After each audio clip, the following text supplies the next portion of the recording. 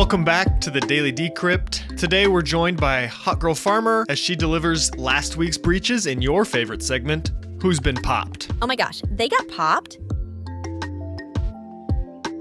Also, the company Oracle alerts customers that the new macOS 14.4 update will disrupt Java functionality and urges customers to postpone this update.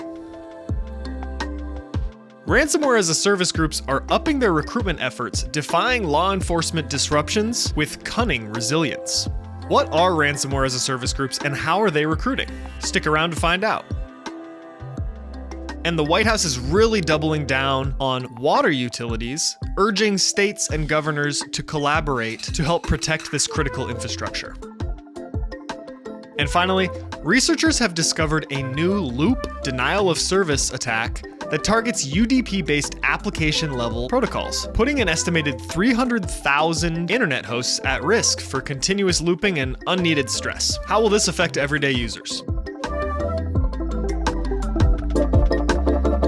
Alrighty, so before we get into the breaches with Hot Girl Farmer, just wanted to warn macOS users to maybe postpone the most recent update to avoid any system disruptions. There are no current workarounds, and Java isn't liking the new update. This isn't like how it used to be in the earlier 2000s where Java ran everything on your computer. It shouldn't affect you unless you're developing in Java. But besides Java issues, updated users are reporting issues with their printer drivers, lost iCloud files, and connectivity issues with USB hubs and monitors.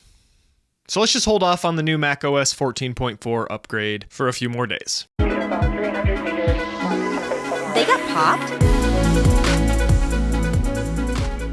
First off, hackers targeted MediaWorks, a company in New Zealand demanding a ransom in cryptocurrency from victims who just wanted to win a free radio contest. MediaWorks is out here like, sorry, your name, address, and birthday were part of our grand prize giveaway to some hackers. Hopping on a financial roller coaster, the International Monetary Fund got their emails hacked. And these weren't just any emails, they were the kind that you use fancy words in, hoping to sound smart. The IMF is like the person who insists on using a $10 word when a $1 word will do, and now everyone knows they've been using Synergy wrong this whole time. Meanwhile, in France, they've turned data breaches into an art form, with up to 43 million people affected. It's a breach so chic, it's practically wearing a striped shirt and smoking a cigarette.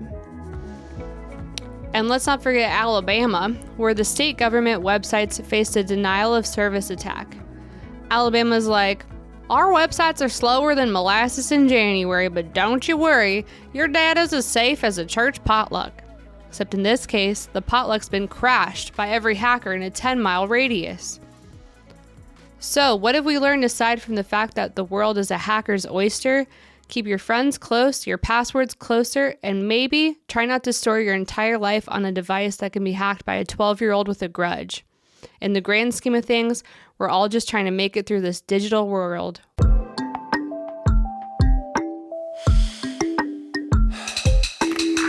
We've been hearing a lot coming out of the White House about critical infrastructure such as power and water. They've been providing a lot of guidance recently and encouraging collaboration to avoid cyber attacks. So what do they know that we don't know? It's starting to get me a little scared.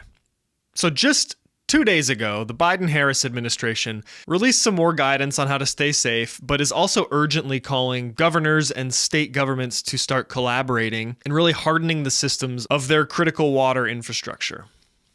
When we think about crippling cyber threats, we tend to think about big corporations and ransomware and things like that, but those may be where the money is, but those who are out to get the United States of America, like maybe China and maybe Russia, I'm not sure, will be targeting our critical infrastructure first.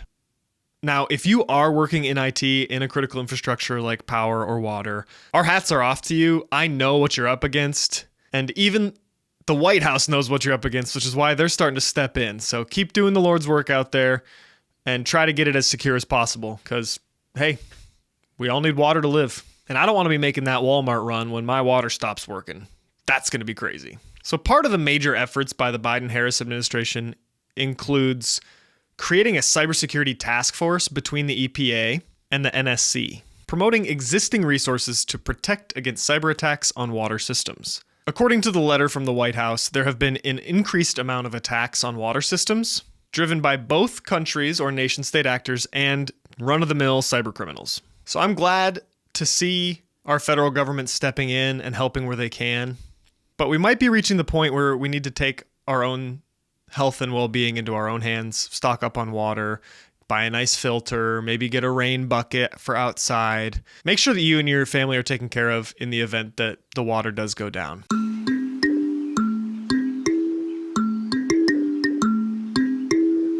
Recently, we've been seeing a lot of ransomware as a service groups being shut down by the FBI and other three-letter organizations, which is great. But the FBI can only do so much, and what they've been doing is trying to capture individuals who are responsible for running these ransomware as a service groups or developers, but mostly they're just shutting down dark web websites with big banners that say claimed by the FBI. So in most instances, the individuals behind these ransomware as a service groups are just moving and creating new ransomware as a service groups or joining others, strengthening their staffing. But let's back up for a second. What is ransomware as a service?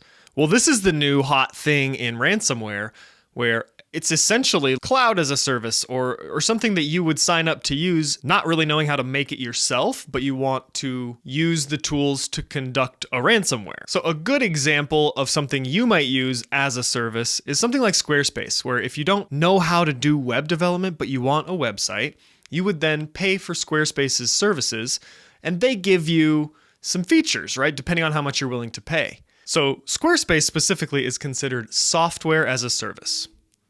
Now, ransomware as a service does exactly that. I would like to ransomware somebody, so I go sign up for an account at one of these places, such as Medusa or Cloak, as referenced in the article by HelpNet Security that's linked in our show notes below.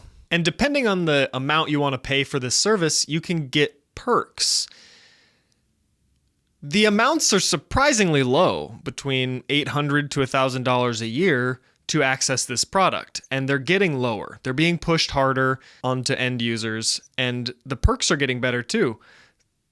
One of the lowest tiers is once you reach $1 million in ransom payments, you get access to dumped hashes, you get access to a bunch of tools that make it easier to do the initial compromise. There have also been a string of exit scams across the dark web, which is essentially when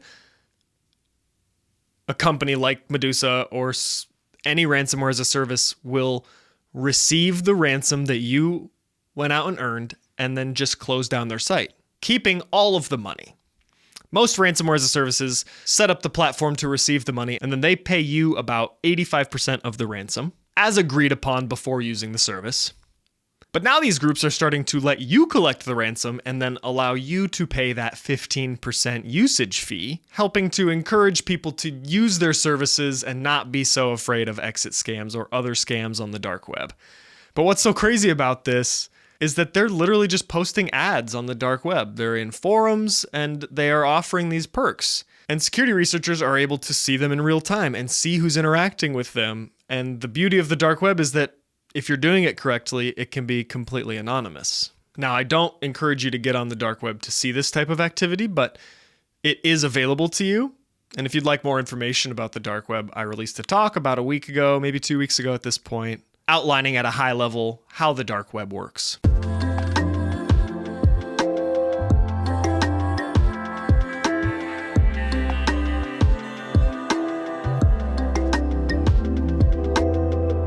And finally, researchers have developed or discovered a new denial of service or DoS attack that relies on UDP-based application-level protocols. And if you're not familiar, there are two main protocols on the transport layer that you interact with on a daily basis: UDP and TCP.